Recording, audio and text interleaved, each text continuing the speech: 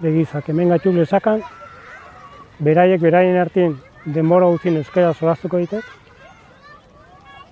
Ikasketak ere eskolan D ereduan ibiliko dituk. Guraso gehienak euskaldunak gatxuk, futbolin euskeraz, lagunekin euskeraz, ostatutan euskeraz, eta erdaeraz ongi solasten ikasten ez baditek.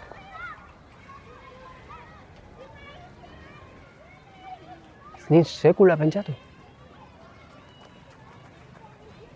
Igual, ume agitz euskaldun batzuk ez ditzen ari gatxuk, baina gure ingurutik kanpo galdute ibiliko dituk.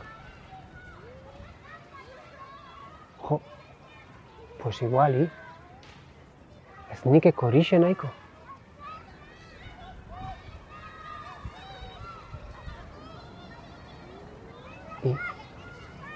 Zer, Eta guk? Nola ikasi genin erdaraz? egia. Guk nola ikasi geni? Guarture egin gabe?